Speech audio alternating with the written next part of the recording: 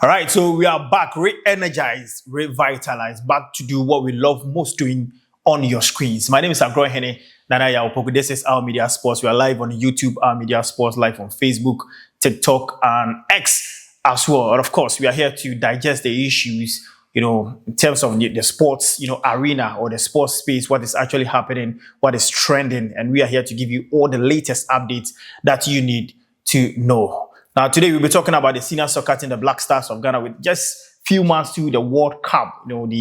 There is this leaked, photos of the Black Stars new jersey, home and away, and we've been talking about it simply because it's been trending.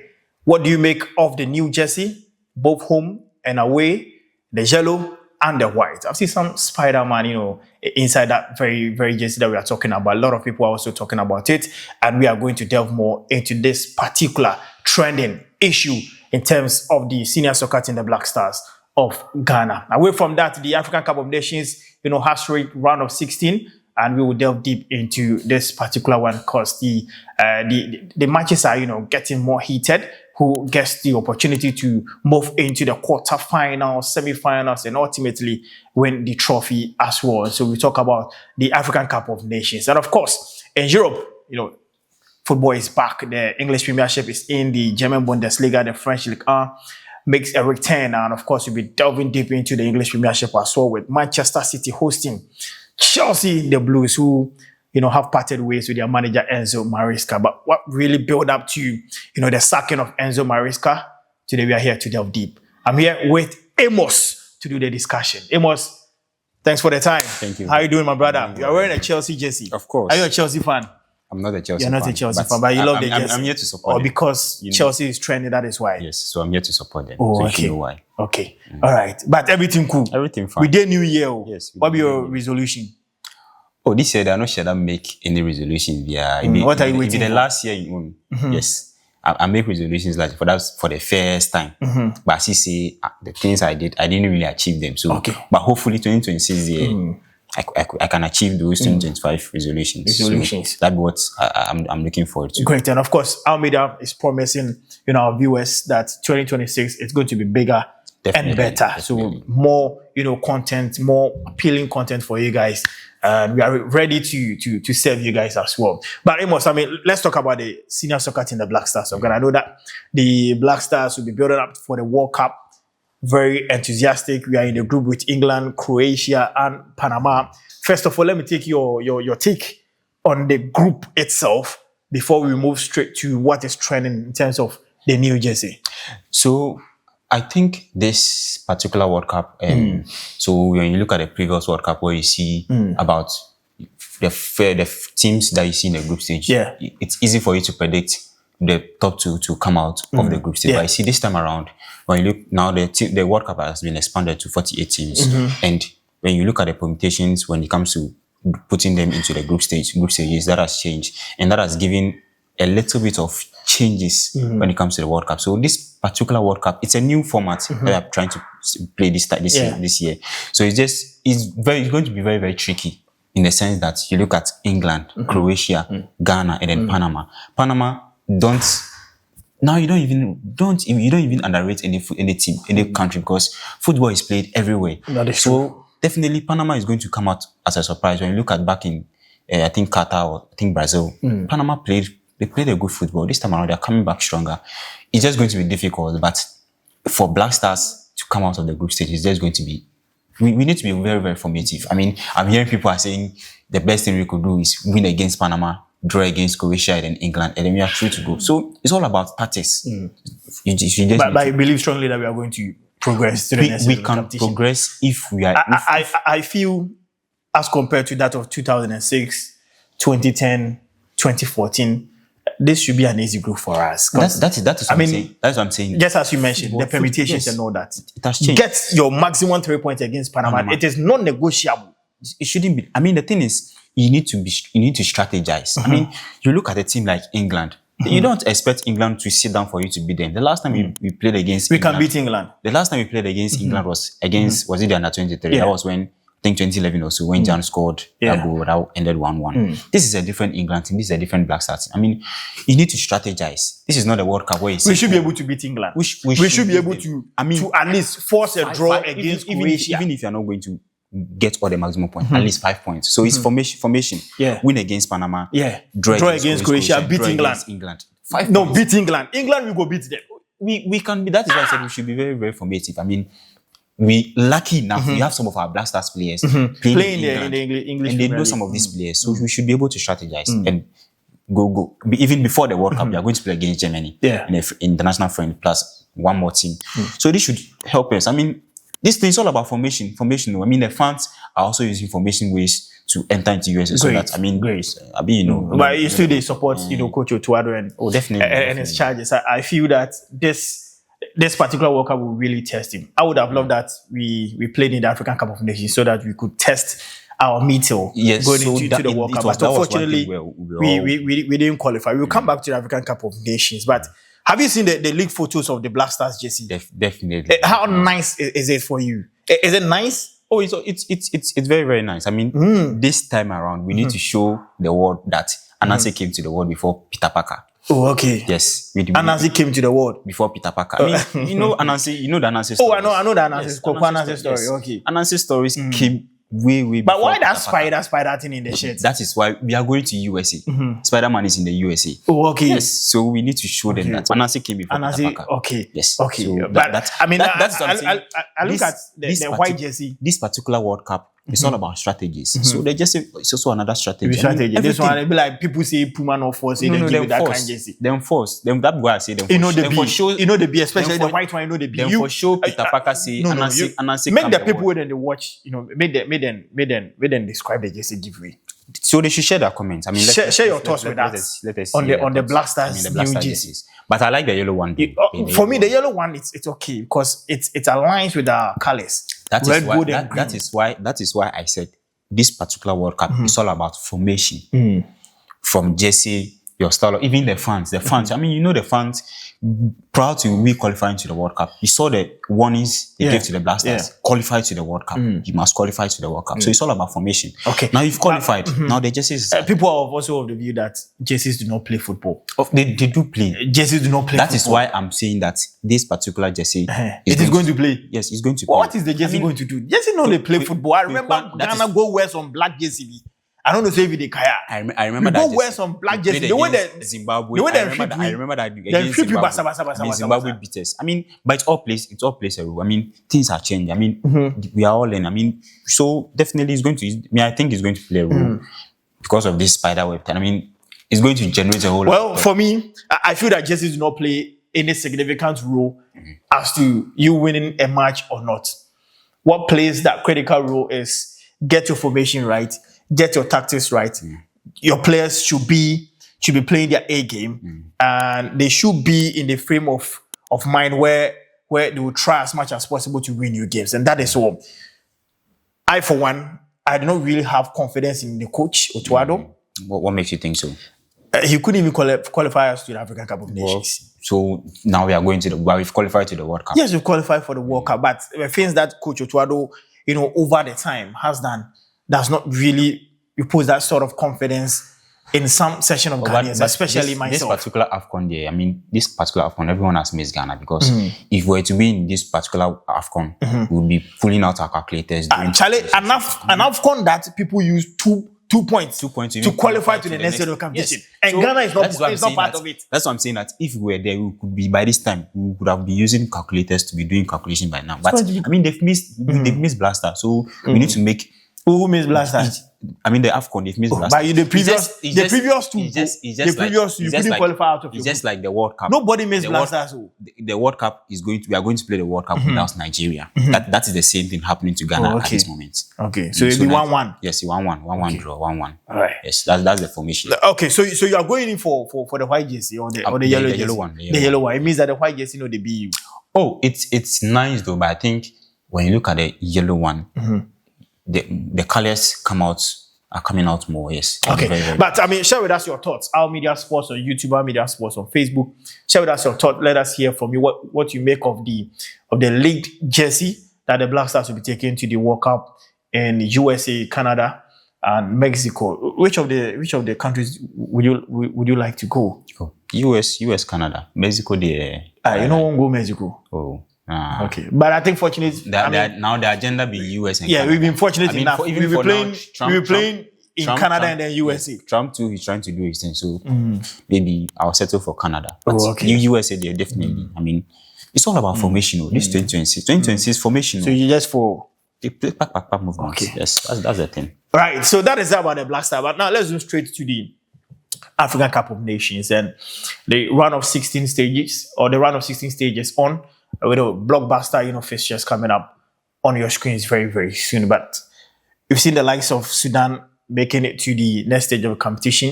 We've seen the likes of Tunisia, who having been that flamboyant. South Africa themselves having been that flamboyant. Even the host nation, Morocco, having been that flamboyant, but they still made it to the round of 16. We will come back to talk about the various fixtures. But what do you make of the AFCON 2025 Morocco in a whole? Well, I think there have been so much surprises. Sudan getting their first win, while lots of matches. Just like you said, even teams qualifying with 2 points, 3 points to the next stage of the tournament. The AFCON it's growing. So definitely there's going to be this new development. Just like I said, now football, there is no small team in football. Now every corner they go, football. Everybody's playing football. Even a whole Gabon went out of the AFCON without winning a single I do understand game. that. The government of the day has suspended the whole team. FIFA should ban the them. national team. FIFA should ban They them. have asked Pierre-Emerick Aubameyang, the captain of Gabon, someone who retired from the national team, and you, the president of the country, you invited him to come. Now you are banning him again.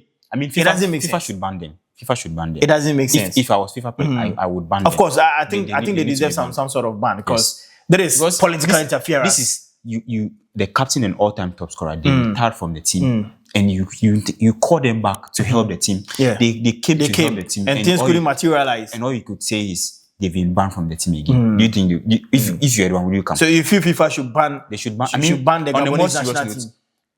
Governments are not supposed to interfere in football-related activities. The only thing you're supposed to do that's the fundings, and that is your only duty. But how is it that you pay your son's school fees? The FA, no, relax. The FA, relax. You pay your son's school fees. You are under the FA. No, you relax. You pay your son's school fees. Yes. Your son is under you. You watch your son paying bills and all that.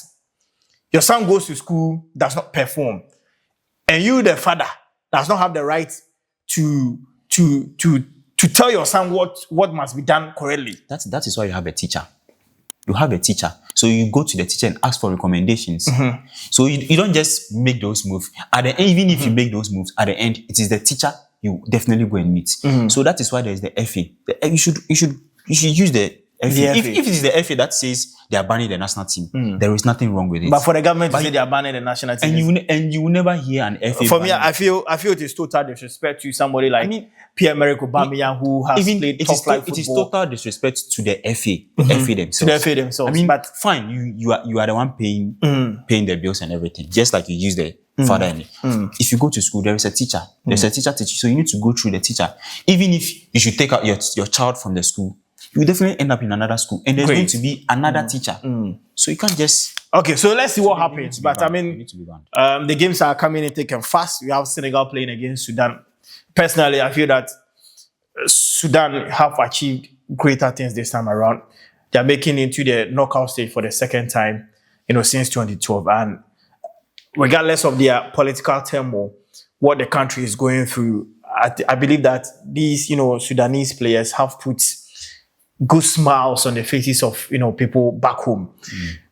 Their manager, Kwesi Appiah, has done a superb job, a yeoman's job. Definitely. An achievement that is unparalleled. I feel that Kwesi Appiah should they should even do a statue for Kwesi Appiah. He's their second. They see him as their second god. Their second god, Kwesi Appiah. Because of what? Football brings people together. And when you look at what Kwesi, they have given him enough time. Yeah. To develop, they know what is going on. There's no football. So even if they bow out of the tournament against Senegal tonight, I still feel that Sudan have done a yeoman's job. Done a yeoman's job for you to win your first game for the first time in since 2012. I mean, Sudan, Kwesi Appiah has done a lot for Sudan.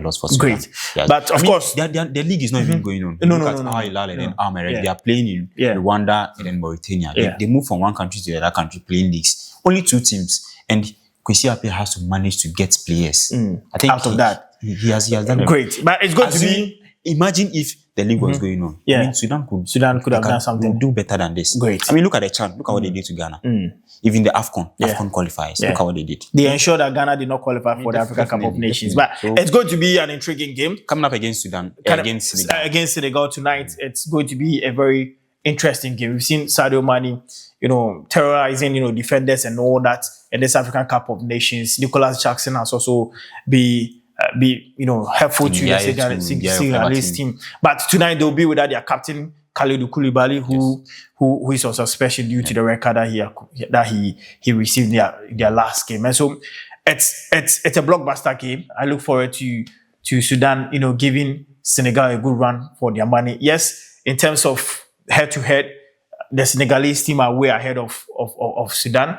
In terms of player quality, they are way ahead of Sudan. But I want to see a very, cagey encounter between the two teams. Giving us that A game that we all expect. But I predict Senegal win. Definitely, Senegal. But it's just going to be a very, very tough game for them. Tough game. Yes. Tough game. Sudan is going to give them a very, very tough time ahead. Okay, so Mali versus Tunisia. I mean, both teams have been very, very unconvincing in the group stages. Mali and Tunisia as well. If you check their last 15 meetings, it seems Tunisia, has the upper hand. Definitely. About 7 wins for Tunisia, 5, draws for the two teams. But going into the round of 16 games, I believe that there is a different ball game altogether. And the Malians will come, all gun blazing. I mean, when you look at Tunisia, Mali, when you look at Mali, the last 10 years, you've seen the kind of developments they've put in place when it comes to infrastructure. Same thing as Tunisia. But one thing I doubt about the Tunisian national team is that, yes, when it comes to facilities, they do have... You look at Algeria, Egypt, you look at the revolutions they've had in their football games. I mean, it has changed. But Tunisia, we haven't really seen... It's like on and off. Since Kazri left the national team after the World Cup in Qatar, we haven't really seen the Tunisia that used to, the North African Tunisia down. It looks like they want to change their football, but I think they'll get there though. Maybe I know they know what they are doing. Prediction: Mali's going to win. I think 90 minutes draw. The game will move straight to extra time, where I think that Mali might get the needed win for their country. But the next game, host nation Morocco up against Tanzania. Tanzania, have surprised everybody, making it to the knockout stages as well. But this is the host nation. We've seen them, how they've come all out, gun blazing. They'll have the number 12 behind them, which is the fans, boldly supporting them and all that. I believe that this is the end of the road for the Tanzanians. Definitely. The last time they played was Cote d'Ivoire. Yeah. Where Morocco beat them by, I think, 2 or 3 goals to 0. So definitely, it's a done deal for Morocco. And then playing at home. But let's talk about El Kabi. Yes, El Kabi. Charlie, that guy has been in super form. Same thing as Brahim Diaz. These 2 players have been... Brahim Diaz, the kind of game he plays for Morocco, and he's been superb. Ayoub El Kabi, another fantastic player. These 2, don't underrate the other players. Definitely Tanzania are going to mark these 2 players, but don't forget Sofiane Rahimi. Yeah, all of these people they have other players around.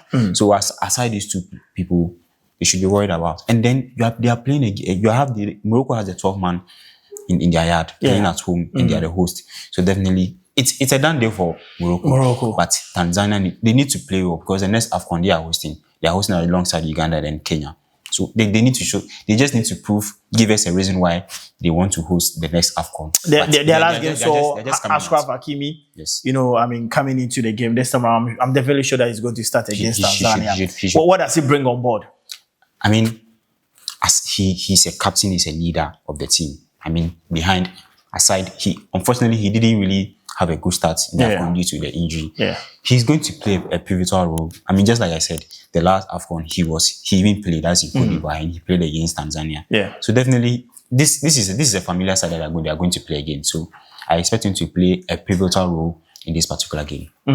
Great. Now, to our next game, South Africa up against 5-time champions Cameroon. That is another cracker. Big, another big one coming up. South Africa versus Cameroon. I mean, it's almost like a final before the final.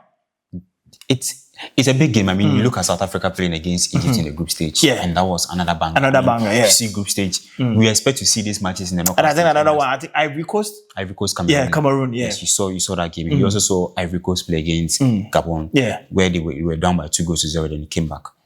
It's going to be a very, very good game, a big one. I mean, South Africa, Cameroon. I mean, it's going to be very, very difficult for me to predict, but I expect the game to go into extra time and may the best team win. Okay, of course, I've seen Manchester United's Brian Mbeumo trying to do his maximum best for the Cameroonians, but so far, what can you say about his exploit in the Cameroonian team?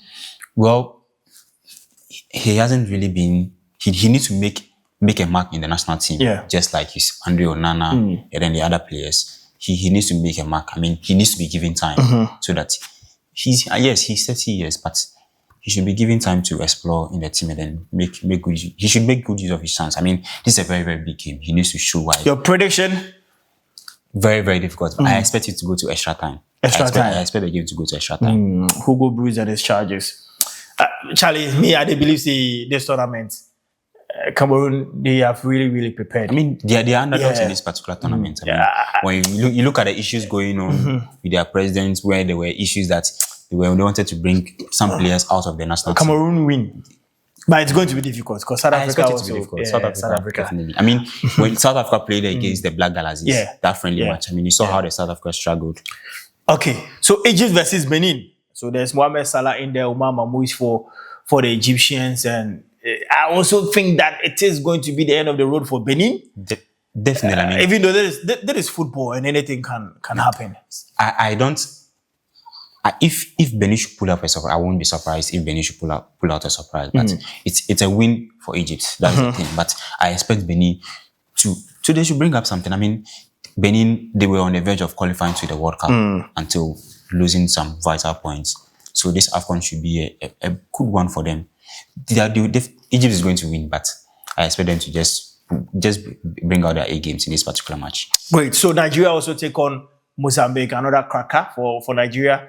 One of the two teams that won all their games in the group stages, making a statement of intent that this time around they are going straight to the finals of the African Cup of Nations and probably also, clinch the trophy as well. Remember, in Ivory Coast, they went to the finals where the Ivorians, won that particular, game, and they did the host and win. Yes. It could be that Morocco can also do the host and win, but let's see what happens. But it is Nigeria coming up against Mozambique, and a star-studded the Super Eagles of Nigeria will definitely make it count. The likes of Victor Osimhen, Lookman, Ademola Lookman, and the likes are all making big name and big news for themselves in the African Cup of Nations. So there is this saying in Nigeria that says that Nigeria they carry last. I mean, they missed the World Cup, so people are saying they're putting all their guns to this particular. So people be like, so Nigeria will play football like this way. The World Cup qualifiers now, then they do that. I don't know, but just like I said, Nigeria they carry last. I mean, playing against Mozambique, I mean, it's an easy win for them. You look at the star-studded Nigerian national team. Yeah, they must give us a good reason why they won all their 3 games. I mean, beating Tunisia, it shouldn't be a complaint for you to beat Mozambique in this particular round because there's no complaints in this particular knockout, this stage. Great. So it's going to be a KG encounter. We're looking forward to what Eric Shelley and the Chargers have to offer. But it's a straight win for the Super Eagles because in their last previous 4 meetings or so, Nigeria have come tops of it, and I don't see how Mozambique. This is a 5-star Nigerian team. This is a 5-star Nigerian team. I don't see how Mozambique will beat Nigeria this time around. It's going to be very, very difficult. Unless they want to carry last. Okay, of course. But the next game is Algeria versus DR Congo. DR Congo in recent times have become a thorn in the flesh of many. Yes, so many of the countries or many of the teams. You look at some of their players. I mean, when it comes to scouting, you look at the likes of Axel Twazembe and Aaron Wan-Bissaka. Yeah. I mean, these people coming into the team, trying to bring these people to the team to make sure that they play the maximum football that they know. Coming up against Algeria, don't forget Algeria also won all their 3 games. So Nigeria and Algeria, these are the only 2 teams to win all 3 games in this particular tournament. Algeria against DR Congo, it's just going to be a very, very, very, very difficult one for Algeria and a very, very difficult one for DR Congo. But I don't fancy the chance of any of these 2 teams moving to the next stage. But anyone who wins will face either Nigeria or Mozambique in the, I think, the next round. That is the quarterfinals. It's just going to be a very, very tough one for me to predict who wins Algeria or DR Congo. I mean, DR Congo, that's another free scoring side. Yeah. I mean, even if they don't score more, at least they try to score a goal in almost every game. Same thing as Algeria. So I expect goals. I believe that DR Congo will give Algeria a good run for their money. I expect both teams. DR Congo is also on the verge of qualifying for the World Cup. Yes. I mean, they will go and play they have the upper hand. One of the upper hands. I think they will be playing the finals of. They have to wait for whoever wins it in. Yeah, and then play and then see whether they can qualify for the World Cup. So they are using this African Cup of Nations to warm themselves up and also sound warning to their next opponent that they'll be facing as far as the World Cup qualifier is concerned. Algeria and North African side, you know what they can do. They are very, very tricky, but I believe that DR Congo will come good in this particular fixture. So our next game is Ivory Coast versus Burkina Faso. I mean, Cote d'Ivoire are defending champions of this particular African Cup of Nations. They've started really, really well. Amad Diallo is doing his maximum best. He scored about 2 goals so far in the tournament, and he's always carrying, the Ivorian team on his shoulders, as young as he is. 2 Man of the Match awards in his first 2 games. I mean, he's a prospect. He's the future of the Ivorian national team. You look at the last AFCON, you saw where they were. I think they placed third, and they qualified. They are still doing that same thing. Their game against Gabon, they were down by 2 goals to 0. They came up and then they won by 3 goals to 0. I mean, their manager, MS5. I mean, he has done a great job with them. But coming up against Burkina Faso, I mean, the last time I saw Burkina Faso playing was back in 2013. You remember when they played against Ghana? Yes, I mean, I want to see that 2013 Burkina Faso team playing against Ivory Coast, because Ivory Coast, these are now everybody knows Ivory Coast. I mean, you score against them, you lose guard, they come up and then they beat you. Anyhow. It's going to be a very, very tricky game, but I want to see Burkina Faso bringing their A game in this particular, because first of all, the last edition, Ivory Coast were not the defending champions. They used the host nation as an advantage for them. This time around, they are defending champions. So they are going to bring all their A games. They would not want to lose any point. I mean, in this particular tournament. But I want to see Burkina Faso bring up their age. I want to see the 2013. Just a bit of a start. They've met 20 times in all competitions, whether friendlies or competitive games as well. We've seen the Ivorians winning as many as 9. Definitely. The Burkina Faso winning 3 and the rest being draw. It clearly tells you that the Ivorians have had the upper hand. I mean, even over the Burkina base, both on paper and on the when you look at the current squad. I mean, Ivory Coast has a upper, but I want to see the 2013 Burkina Faso. I mean, I want to see that 2013 Burkina Faso. They should bring that in. What it means that you are tipping the Burkina base to win? I'm tipping Ivory Coast to win, but if Burkina Faso wants to win, I expect them to bring their A games. I want to see that 2013 version, or even an upgraded version of that 2013 version in this particular AFCON. I mean, AFCON is changing. What will you describe as a success for the Ivorian national team who are defending this particular AFCON? Well, just like I said, I will attribute it to the last edition that they hosted, the last edition which they hosted. I mean, nobody had. Everyone had. I mean, I was expecting Ivory Coast to even get knocked out of the AFCON. I saw the kind of tricks they had to even sack their manager after the first 3 games. That is the last AFCON, and they brought in MS Fire, and you saw the magic he was working.